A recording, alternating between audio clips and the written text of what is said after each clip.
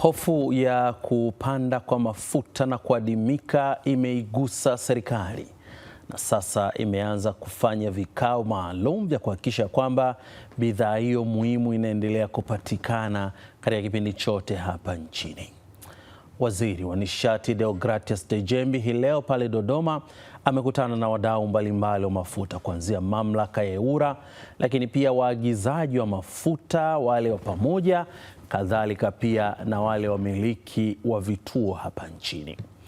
Katika kusanyiko hilo ametoa maagizo kadhaa akitaka kuhakikisha kwamba uwepo wa uhakika wa upatikanaji wa bidhaa ya mafuta hapa nchini, kipindi hiki ambacho hali ya mambo kule Mashariki ya Kati haijatulia sana, eneo ambalo mafuta yanazalishwa lakini pia yanasafirishwa kuja katika mataifa mengine, huku eneo muhimu zaidi likitajwa ni lile eneo la mlango wa bahari wa Hormuz ambalo Iran limeendelea kulishikilia na kufunga pale meli zisipite. Meli ambazo zinapita ni chache na zikilipa ada nyingi ambayo wakati mwingine imefanya wale waagizaji wa mafuta wachague kulipa fedha hiyo ama kuzunguka na kuwa na safari ndefu zaidi kabla ya kufikisha mafuta hayo katika mataifa mengine ya Afrika. Lakini takwimu zinaonyesha kwamba bado Tanzania ina uhakika wa kuwa na mafuta hadi ya mwezi Mei ya mwaka huu. Tutapiga darubini kuona nafasi ya serikali na nchi nyingine katika kuhakikisha kwamba mafuta yanapatikana, lakini kauli ambayo inakuja ikiwa ni siku moja baada ya msemaji mkuu wa serikali kusema kwamba serikali inaendelea na juhudi za kuzungumza na mataifa rafiki ili mafuta endelee kupatikana kwa uhakika.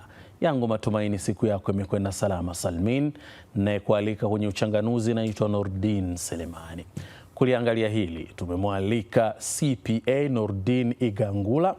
Yeye ni mchumi ambaye yupo kule nchini Hungary. Karibu sana CPA Igangula. Asante sana studio.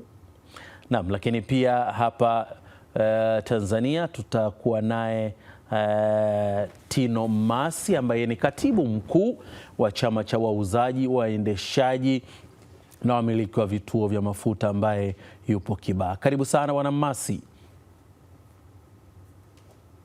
Asante sana ndugu mtangazaji, nakushukuru kwa pamoja. Asante na natakia jioni njema. Okay, hebu tuanzie kwako. Nyie ndio wale ambao kwa kiwango kikubwa wanunuzi wa rejareja wanakuja kwenu ili kupata hii huduma. Kwa hali ya mambo ilivyo kwa sasa, kuna hofu ya aina yoyote ambayo ipo kuanzia kwenu na hata kwa wateja wenu? Labda niseme kwamba hofu haipo, na kama watu wanapata hofu wanajitia hofu tu, na mara nyingi hofu inasababisha kuleta athari, manake hofu ni kama taharuki.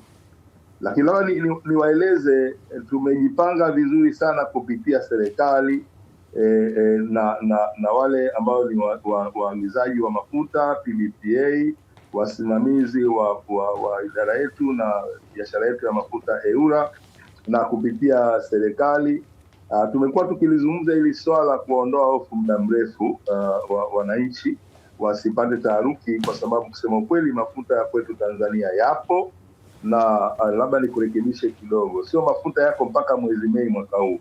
Mafuta yako hadi, yani oda ambazo tayari wameshaagiza mafuta kwa wasambazaji ambao wanatusambazia mafuta kwa ujumla, wanaotuletea mafuta nchini, wameshafungua nafikiri mpaka Mei mwaka kesho, wala sio Mei mwaka huu. Lakini jambo ambalo ninataka kulizungumzia zaidi ni inapotokea jambo kama hili linaashiria wasiwasi wa upatikanaji wa mafuta, na pia sio wasiwasi, pia unapelekea wafanyabiashara wasio waaminifu kununua mafuta na kuyahodhi, kuyaweka. Ukishahodhi mafuta maanake utatengeneza uhaba wa mafuta ambao haupo nchini.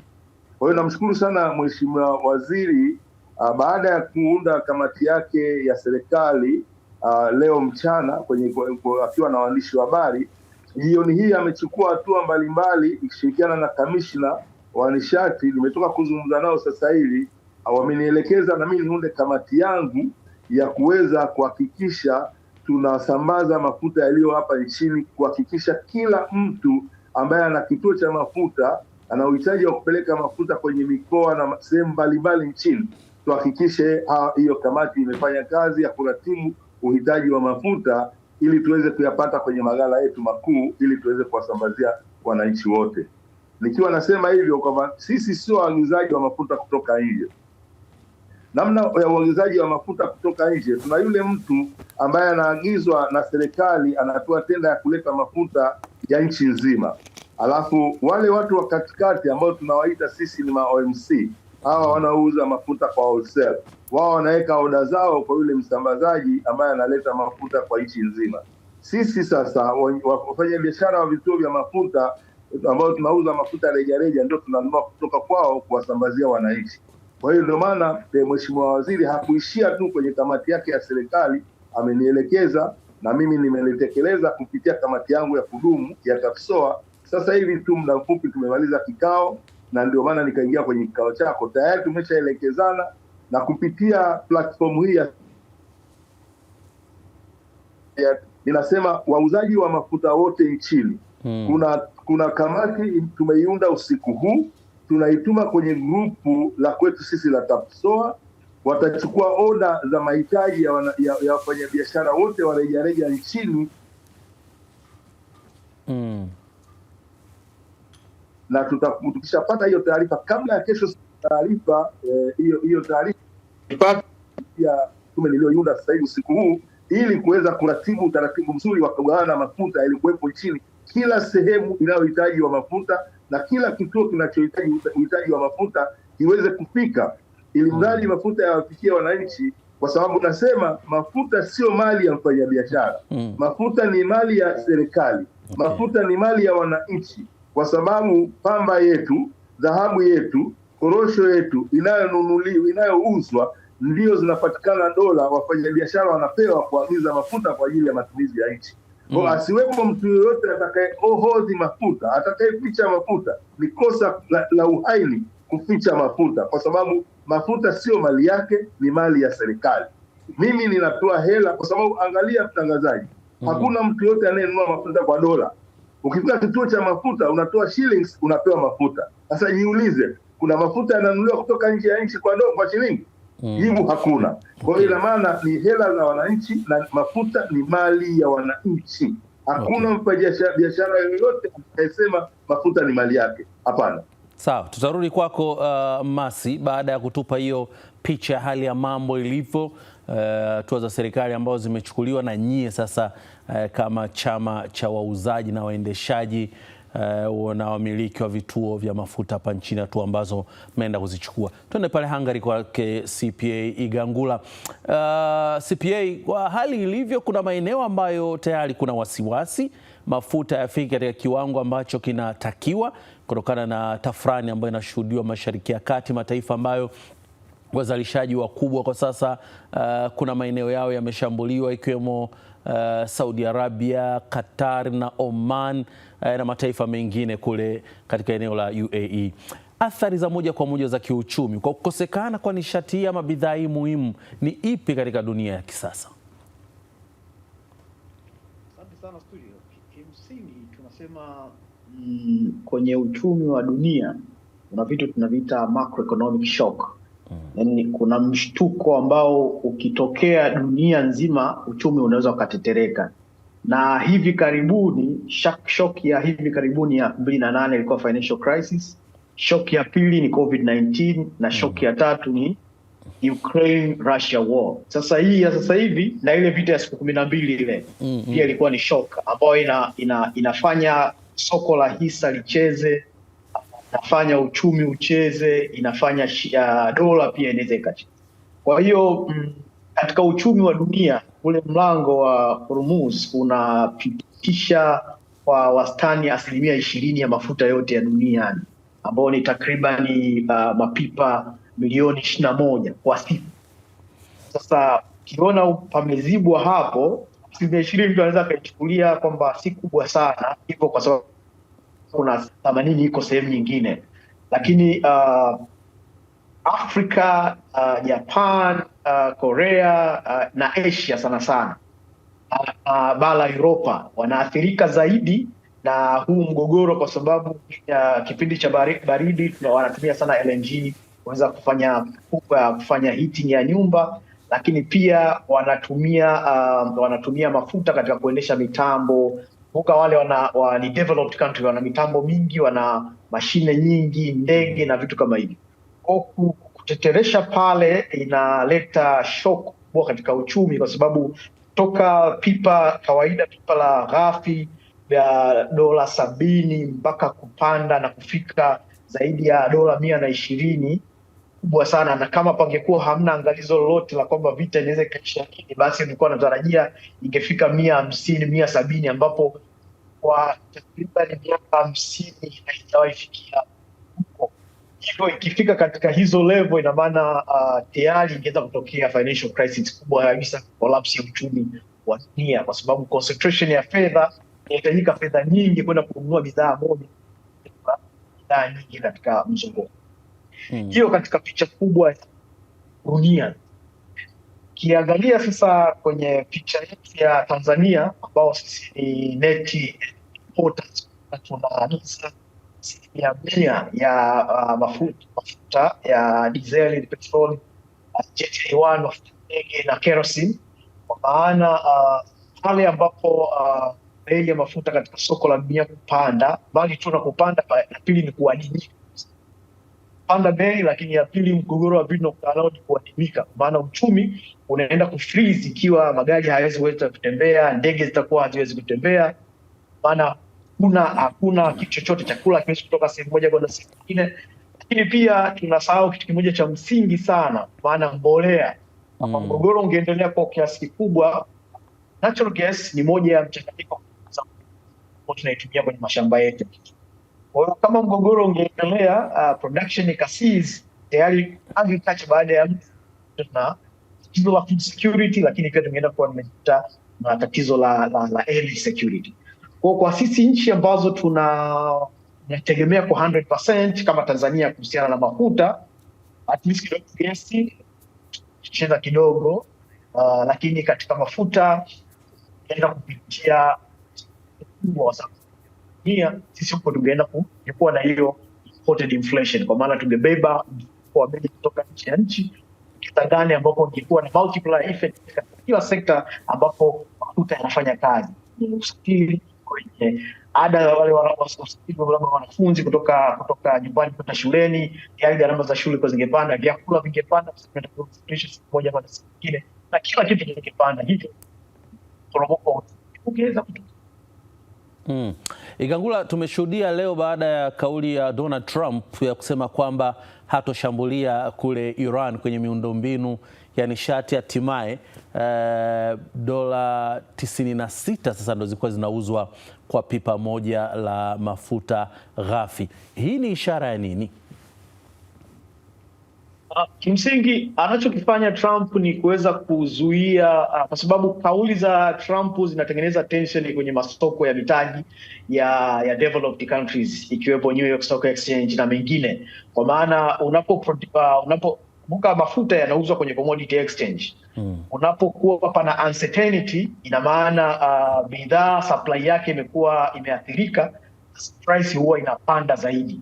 Lakini ukipunguza uncertainty, ina maana umeweka aweni, wale speculators kwenye masoko wanashusha pumzi, then soko haliwi na ile hali ya muamko mkubwa na shauku ya kununua kiasi ya kuhold na kutafuta hiyo rasilimali kwa namna yoyote.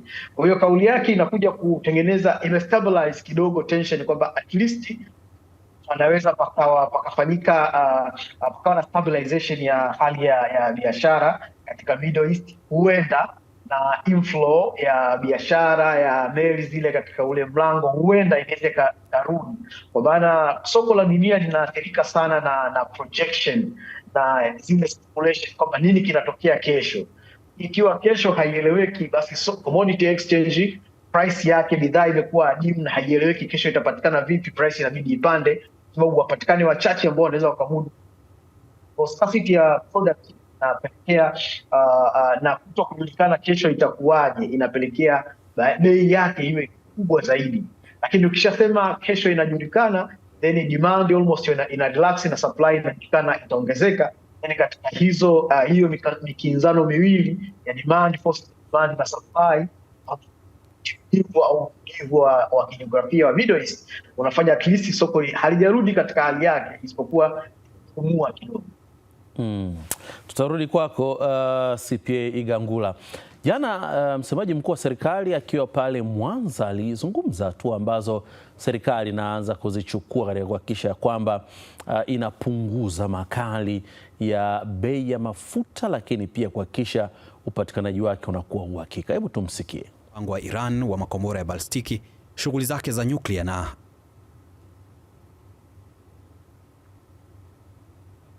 vita vitakwisha lini? Sababu wababe kule wanaendelea kutunishiana misuri, na ni dhahiri kwamba eneo ambako vita vinapiganwa vitaleta athari katika upatikanaji wa mafuta ndani ya nchi yetu. Ziko juhudi ambazo serikali inazifanya kuzungumza na marafiki zetu katika maeneo mbalimbali ambako kuna uzalishaji wa mafuta na tunaweza kuyapata bila kuathiriwa na eneo ambalo kuna vita. Lakini naomba niseme kwa Watanzania, maana msije mkaja kusema serikali imesema hatutapata athari, kwa sababu kuna mazungumzo yamefanyika. Jitihada serikali inafanya, lakini ni dhahiri kwamba athari kwenye bei ya mafuta zitatokea, na sio Tanzania peke yake, ni kote duniani. Na ndio maana nchi zote duniani zinatoa wito kwa mazungumzo ya amani kufanyika, njia za kidiplomasia kutumika, vita viishe. Sisi wa Tanzania tuwaombee ndugu zetu walioko kwenye maeneo yenye mzozo. Mwenyezi Mungu awafunulie, wakubali kwenda kwenye meza ya mazungumzo, vita viishe, tuepuke athari zinazoweza kujitokeza. Na haziwezi kuwa athari za mafuta peke yake kwenye maeneo mbalimbali. Ni kama ambavyo ilitokea kwenye vita ya Ukraine na Urusi. Tuliguswa. Ziko jitihada ambazo serikali ilifanya kuhakikisha tupate athari kubwa sana kwenye maeneo ambayo bidhaa zilikuwa zinatoka kwenye maeneo haya yale na zimeathirika, lakini haikuzuia kutokea kwa athari kabisa. Swali lako jingine ni kuhusu mradi wa LNG. Ni kweli mradi huu ni wa muda mrefu, ni mradi mkubwa ambao sisi kama nchi tunautazama kimkakati. Ni msemaji mkuu wa serikali Gerson Msigwa jana akizungumza pale Mwanza kuhusiana na hatua ambayo serikali inaendelea kuzichukua. Tino Masi, baada ya jana kusikia kauli hiyo ya msemaji mkuu wa serikali na kikao ambacho kimeketi leo cha waziri na wadau wa mafuta, tunaona mwelekeo upo wapi sasa katika kuhakikisha kwamba nchi inaendelea kuwa salama kwa kuwa na nishati hii toshelezi? Asante sana. Mimi nafikiri kama umemsikiliza vizuri waziri msemaji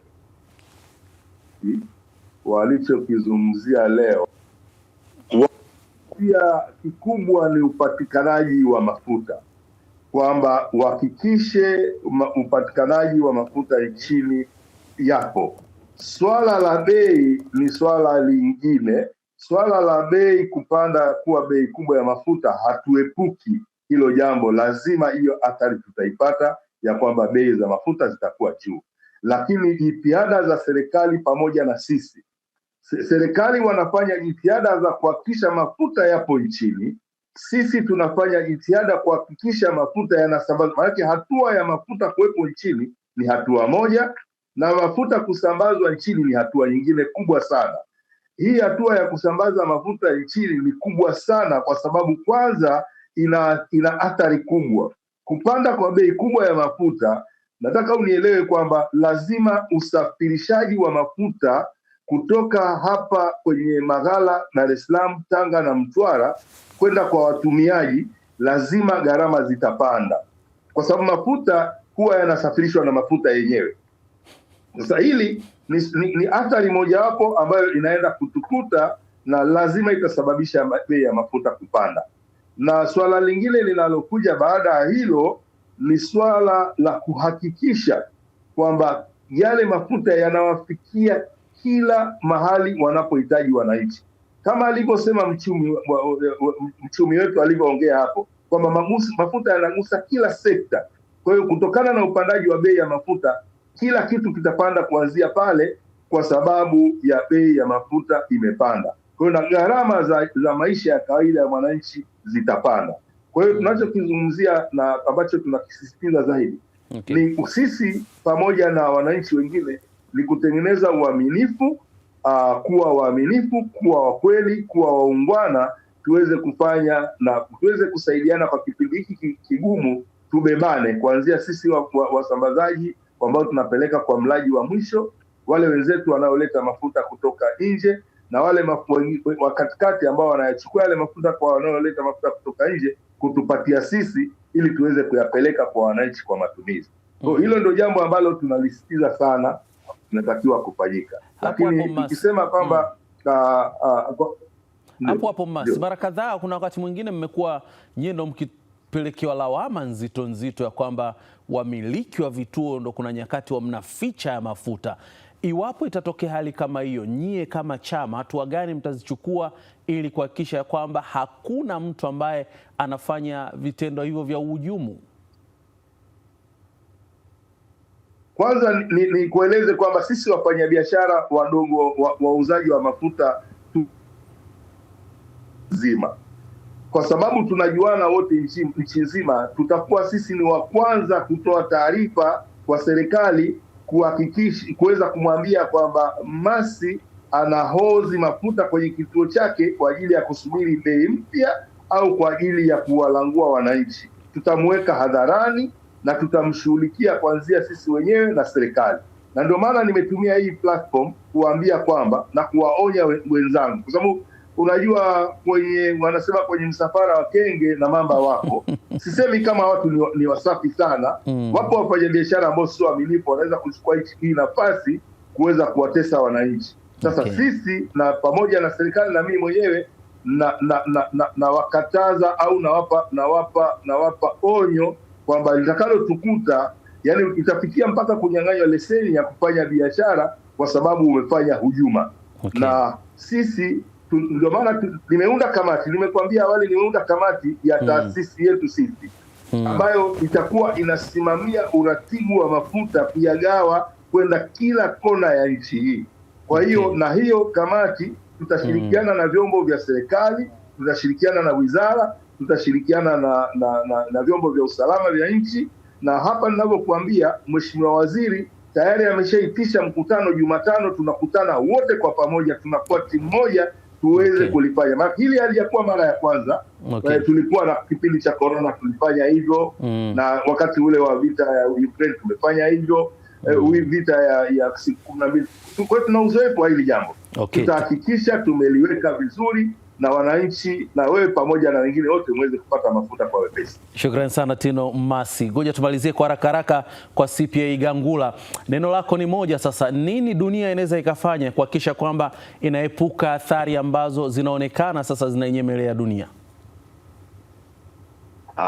Kimsingi katika global point of view ni kukaa chini na kuweza kuzungumza, kwa sababu ina maana meza za mazungumzo zimeweza kupromise at least unaweza kupatikana amani katika Mashariki ya Kati na uzalishaji wa mafuta ukarejea, lakini pia na uuzaji na ule mlango ukaendelea kufanya kazi. Lakini la mwisho kwa Tanzania, nadhani ameongea hapo mgeni Mr. Tino, swala la Tanzania, kwa maana tumekuwa tunapiga hatua muda mrefu sana ya kutumia compressed natural gas, kwa maana tunategemea sasa hivi kama itatokea shock basi tu ni mwendo kasi tu peke yake ambao hautoathiriwa. Ina maana tutegemei bei zipande kwa sababu tu kuna baadhi ya mwendo kasi, nadhani ya Moffat kama sikosei, wanatumia natural gas, lakini other means of transport wanaotumia diesel na vingine bado. Lakini nilikuwa naangalia kwa haraka takwimu za magari au vyombo vya usafiri vilivyokuwa converted kwenda kutumia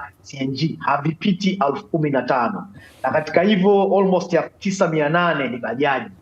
Kwa ina maana na bado mpaka leo vituo ni 11 tu, bado hakuna utashi wa serikali kimsingi. The government will kwamba tutumie nishati ya ndani ambayo haitodipiti foreign zaid, utashi bado haupo. Kwa hiyo bado tutaendelea kuishauri serikali na wadau wa jumla, kwa sababu wanaoelekeza ni private sector sana kuelekeza kwenye kujenga vituo, lakini pia kwa maana ya kodi, vile gharama za kikodi, labda kuna za spare za mitambo na vitu kama hivyo, sehemu ya serikali incentivize, kwa maana energy security ni lazima hii rasilimali ambayo tunayo 7 trillion cubic feet wekeze vizuri hapo, tunaweza tukapunguza makali ya hizi shock. Hazitokaa ziishe, ndio maana nakwambia tutapunguza. Nitaongea kidogo, naomba nitaongea kidogo. Wakati wetu umeisha, Tino Masi, tulitamani tuendelee kuzungumza zaidi, lakini wakati wetu umetukimbia kabisa. Nikushukuru sana katibu mkuu wa chama cha wauzaji, waendeshaji na wamiliki wa vituo vya mafuta hapa nchini, Tino Masi, ambaye amekuwepo Kibaha, lakini pia nimshukuru sana CPA Nurdin Gangula, yeye ni mchumi lakini mhadhiri kutoka chuo kikuu cha ardhi ambaye yupo kule Hungary. Kwa pamoja niwashukuru sana kwa kuungana nami hii leo kwenye Uchanganuzi. Tulikuwa tukipiga darubini mkakati ama hatua za serikali kuhakikisha kwamba nchi inakuwa na mafuta uhakika, wakati huu ambako bado Mashariki ya Kati ya kujapoa, ghasia zingali zikiendelea na mashambulizi bado yapo hapa na pale. Naitwa Nurdin Selemani. Kwa nukta hiyo tunatamatisha Uchanganuzi, panapo majaliwa tukutane tena kesho. Kwaheri.